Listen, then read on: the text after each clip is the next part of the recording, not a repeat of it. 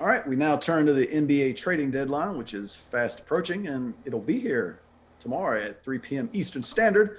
There are plenty of rumors, swirling around as there always are around this time of the season, but we've seen little meaningful deals made during this month. That said, there are certainly contenders in each conference that could stand to improve, and those GMs will no doubt be busy on the phones until the deadline. All right, Drink, which contending team do you think would most benefit from making a move, and who should they be looking to trade for? Well, listen.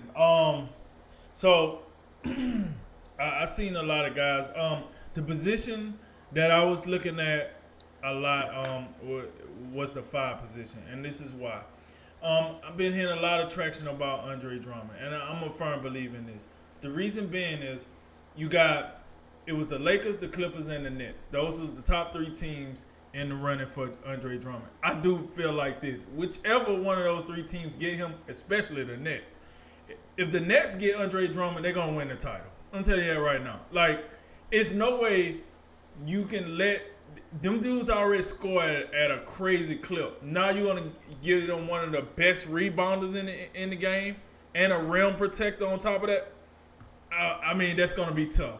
Then, I've been hearing that he might go to the Lakers. Same thing. Like the Lakers, that what I'm saying. LeBron ain't got to worry about protecting the rim as much. AD ain't got to worry about it as much. Now they get to go do what they do. Listen, and this is what we know about Andre Drummond. He ain't coming in here to knock your socks off with the scoring. He gonna get them boards. He gonna make some blocks. He gonna play some defense, and that's all you really need out of him. You don't need that elite level scoring. Just give us enough where we could justify your minutes. All right, boom. As of today, a couple of guys I heard, Kyle Lowry being one. They want to go ahead and start wrapping things up in Toronto because it don't look like Yep. a playoff season. And even if it is a playoff season, you're gonna be very close to the 8 seed, buddy. So Toronto trying to clear house. They're looking like, listen, let's go ahead and break the band up. I hear Siakam out here giving Nick Nurse the business. Giving him a mouthful. So I've been hearing Lowry. I think Miami, the 76ers, and there was another team. But I really like him with the 76ers because what the 76ers need is a legitimate point guard. You can say whatever you want to about Lowry. I call him bar soap because he always finds his way into the All-Star game. Always find his way into an All-NBA team. He been doing it for a decade, seemed like. But this year he didn't do it. But he's still Kyle Lowry. And I think he still would be an upgrade at the point guard position for them when you're talking about experience, championship level experience, floor general, one of those guys that can get the team motivated when we ain't having a hot day. He plays defense. You know what I'm saying? He's an energy starter. You know what I mean? And that's his niche. That's how he's been around the NBA so long. That's how he made so many All-Star teams. That's how he made so many All-NBA teams, whatever the case might have you. So I liked that. Lonzo Ball. Been seeing his name float around. It was like the Bulls. Listen, first of all, I seen the Bulls. What? Yeah. What for? What purpose? I don't know what that was about. 76 was another team I seen Lonzo, but what do you give up for that? You know what I mean? What I mean, could he help your team? Yes, but you're gonna have to give us something. This is Lonzo Ball. You know what I mean? So what are you willing to give up? It remains to be seen. But the team I seen his name come up with the most, and I think will be a really game changer, is that team, that share the arena with the Lakers. Listen, the Clippers, they need a point guard, and I think he would be very dynamic. My problem is, though, if he was to go to the Clippers, can Lonzo Ball gain the respect of Kawhi Leonard, Paul George, and those other players where he could comfortably run the offense? Because, listen, this is the part that we don't talk about. But when these players get, traded or they sign with new teams, you better be bringing something to the table. Like, you can't just come here, I'm Lonzo Ball. So, well, you gonna run this offense for us or what? What are you doing here?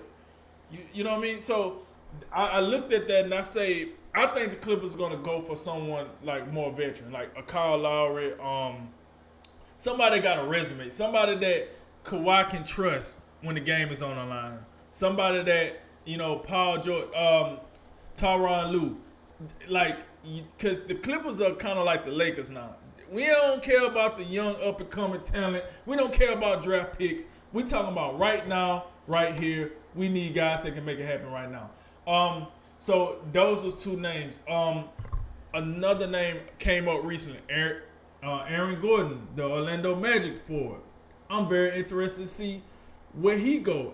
His 3-point shooting went up every year in the past couple of years. You know what he can do when he get in the paint.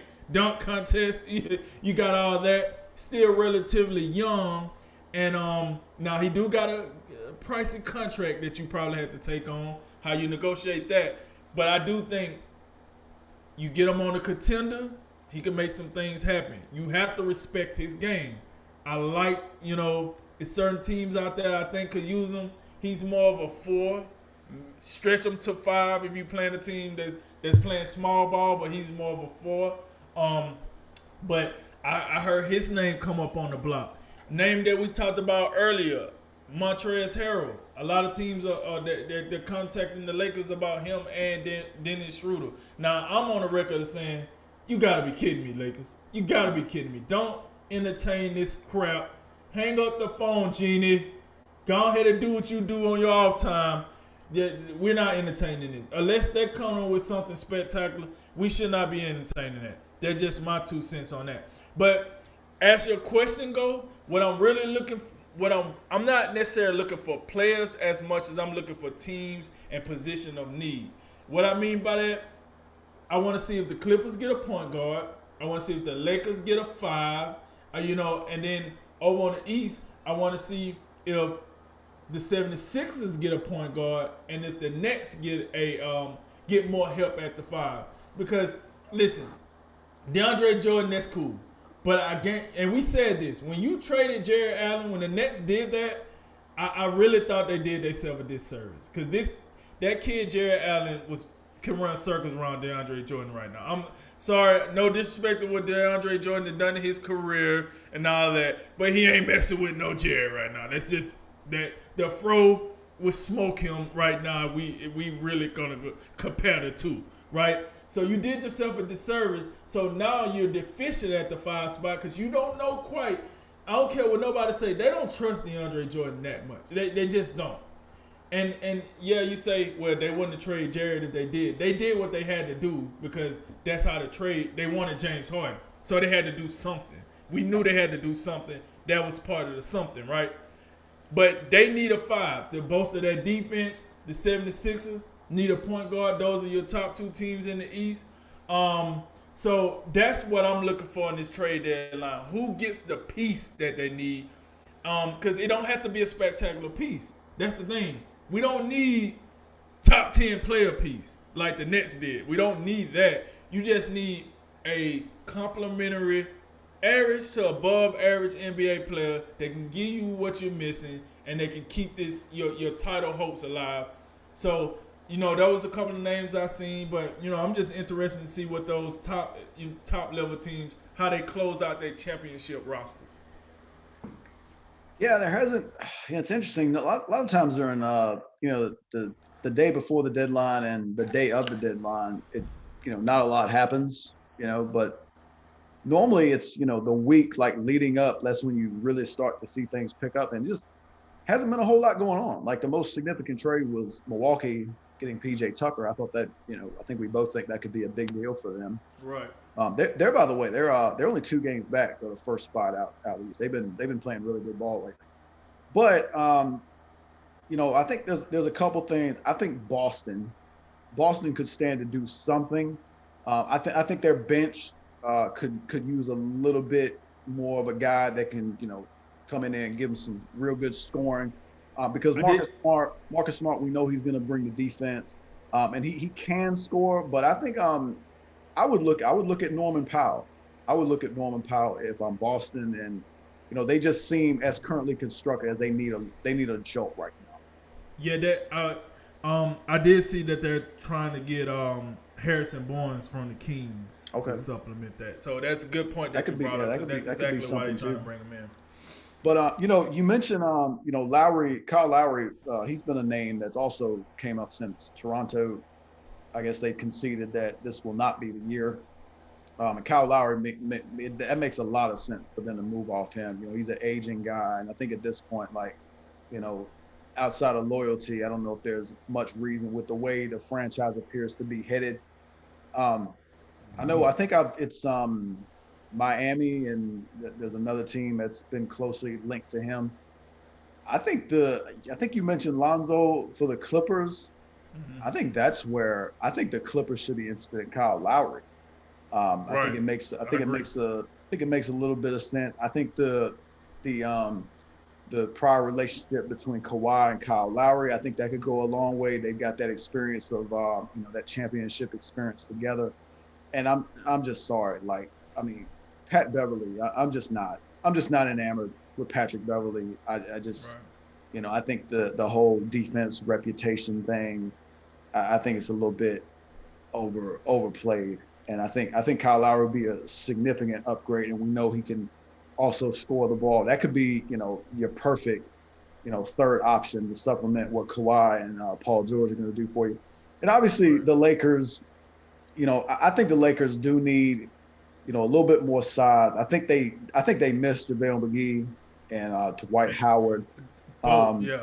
Right. I would be looking at a five, and obviously Drummond, that'd be the home run pick. If you wanted to go that way, no one's gonna be mad at you. He's probably gonna, if you want to keep him long term, it's gonna cost a lot of money. I think, JaVale McGee, he's playing on the same team as Drummond. I think that's really all the Lakers would need, is to just have JaVale McGee back. I think that'd be enough. But I will say this, and this is the name that I just happened to see when I was just looking at a few rumors. The Pelicans are apparently, got a couple of guys who are a little bit older, got a little bit longer contracts, and I'm not talking about Eric Bledsoe. Steven Adams. I think Steven Adams would be a great fit for the Lakers. Come in and Right. play the five. He's absolutely more useful than Marc Gasol at this point. And we know about Anthony Davis. Anthony Davis will play the five, but we know he's more comfortable at the four. And he's still going to obviously play five when they downsize. But having Steven Adams for, half the game or whatever, he's a legitimate force in there, rebound, block shots. And he's very efficient when he does shoot in the paint. I think that'd be something worth considering.